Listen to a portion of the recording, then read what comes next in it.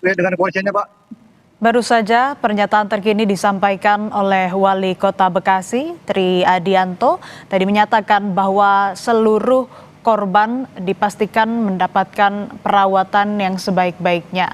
Total ada 38 korban yang sudah dievakuasi ke 3 rumah sakit terdekat, salah satunya di RSUD Bekasi Kota, dan ada 4 orang yang dinyatakan meninggal dunia. Hingga saat ini proses evakuasi masih terus berlangsung. Terpantau sudah dimulai sejak pukul 9 malam tadi hingga pukul 12:09 saat ini. Kita akan terhubung dengan jurnalis Kompas TV Eril Wiranata bersama juru kamera Junaidi Saputra di lokasi kejadian. Eril, bisa sampaikan kepada kami bagaimana perkembangan evakuasi yang masih berlangsung di sana? Selamat malam Asri dan saudara, untuk situasi terkini di stasiun Bekasi Timur, proses evakuasi masih dilakukan. Memang informasi yang kami terima sebelumnya bahwa untuk korban yang masih terjebak di dalam gerbong ini masih terdapat 6 hingga 7 korban. Yang dimana memang petugas hingga saat ini masih melakukan proses evakuasi. Tentu saja ini menjadi fokus utama dari evakuasi yang dilakukan. Kemudian juga bahwa memang untuk daerah di sekitar stasiun Bekasi Timur ini sudah dilakukan sterilisasi. Tentu saja ini untuk memudahkan dari proses evakuasi. Mengingat memang ini menjadi titik yang sebelumnya cukup ramai dari masyarakat yang berada di sekitar sehingga membuat petugas sulit. Kemudian juga bahwa untuk di stasiun Bekasi Timur, tepatnya berada di gerbong yang menjadi titik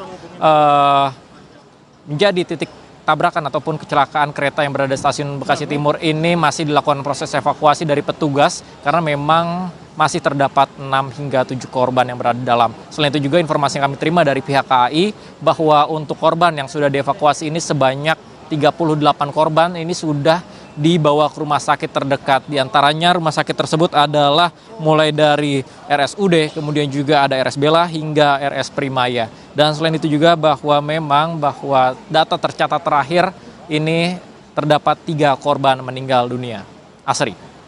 Kalau dari visual udara yang dapat kami pantau, nampaknya sudah ada pemadaman listrik yang mungkin ini memang menjadi salah satu tahap atau mekanisme yang perlu dijalankan dalam kemudian menindaklanjuti kecelakaan yang terjadi. Biasanya dilakukan pemadaman listrik aliran atas terlebih dahulu untuk memastikan tidak ada potensi kebakaran atau korsleting. Barulah juga sterilisasi seperti yang sudah Anda sebutkan tadi. Lalu apakah saat ini memang prosesnya berfokus terkait dengan evakuasi dari korban 6-7 orang korban yang masih terjebak di dalam gerbong, dan apakah memang proses evakuasi yang berlangsung adalah soal pemotongan begitu, Eril?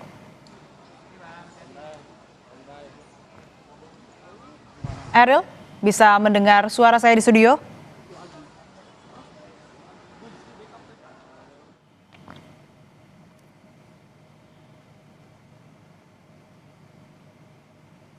Ada telepon. Baik, kami akan coba perbaiki sambungan komunikasi dengan jurnalis Kompas TV Eril Wiranata di lokasi kejadian.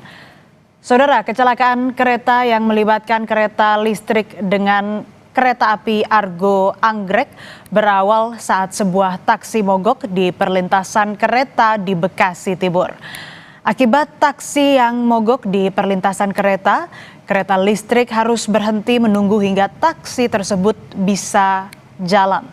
Namun kira-kira 15 menit kemudian dari belakang atau dari arah stasiun Jatinegara muncul kereta api jarak jauh Argo Bromo Anggrek dari stasiun asal Gambir tujuan Surabaya melintas dan menabrak bagian belakang kereta listrik. Karena benturan yang sangat keras, saudara, lokomotif kereta api Argo Bromo Anggrek meringsek masuk ke dalam gerbong penumpang khusus wanita.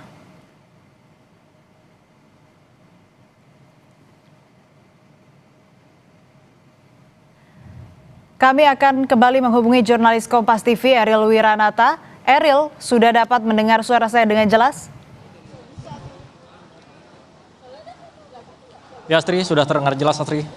Ya, kalau kami pantau dari visual udara, ini nampaknya ada pemadaman listrik. Apakah proses evakuasi yang berlangsung sekarang ini berfokus untuk mengeluarkan ataupun juga mengevakuasi korban yang masih terjebak di dalam gerbong yang tadi Anda sebutkan ada 6 sampai dengan 7 orang? Ya, Astri, untuk fokus utama dari saat ini dari baik pihak KAI, polisi ataupun petugas evakuasi masih dilakukan utamanya terkait fokus evakuasi terhadap korban yang berada di gerbong yang terjebak di dalam. Karena memang informasi yang kami terima terakhir bahwa untuk yang berada di dalam gerbong masih terdapat 6 hingga 7 korban yang masih terjebak. Dan selain itu juga bahwa dari petugas mengatakan hambatan ataupun kesulitan evakuasi karena titik evakuasi ini cukup sempit sehingga ini menjadi hambatan dari evakuasi yang dilakukan oleh petugas baik dari polisi lalu juga kemudian SAR hingga pihak KAI. Dan kemudian bahwa memang untuk korban yang sudah dievakuasi menuju ke rumah sakit ini sudah berjumlah 38 dan untuk tercatat bahwa ada 3 korban meninggal dunia. Dan kemudian juga bahwa hingga saat ini jika terlihat dari situasi di luar stasiun Bekasi Timur ini sudah dilakukan sterilisasi dari petugas baik polisi, SAR, dan petugas lainnya. Karena memang ini untuk memudahkan dari petugas dalam melakukan evakuasi agar tidak terhambat. Karena jika kita melihat dari situasi di dalam untuk menuju ke ambulans ini harus melewati dari tangga sehingga harus melakukan evakuasi terlebih dahulu agar dapat mendapatkan penanganan medis dengan baik. Asri. Ya, Eril, kami ingin mengonfirmasi ulang. Tadi Anda sempat menyebut bahwa korban meninggal dunia ada sebanyak 3 orang. Namun informasi yang kami peroleh juga dari VP Korkom PT KAI Ane Purba bahwa ada 4 orang yang meninggal dunia. Bisa Anda konfirmasi ulang terkait dengan informasi ini dan juga bisa Anda sampaikan informasi kepada kami berapa petugas atau petugas dari suku mana saja yang kemudian melakukan evakuasi dalam gerbong?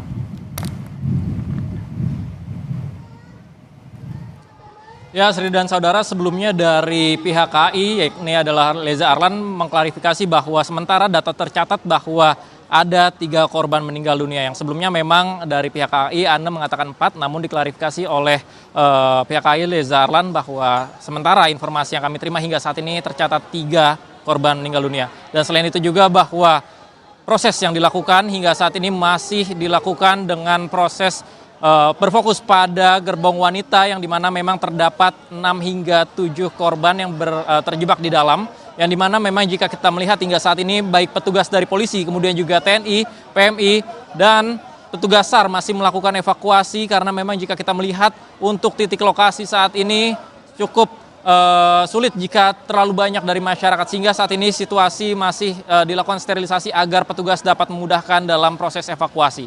Asri. Iya, Eril, lalu Anda tadi kan menyebutkan bahwa proses evakuasi masih berlangsung, kemudian sterilisasi sudah dilakukan untuk mempermudah proses evakuasi. Lalu tadi juga ada kendala yang disebutkan bahwa area yang sempit begitu. Ada faktor lain yang membuat atau membuat petugas ini menjadi terkendala dalam proses evakuasi?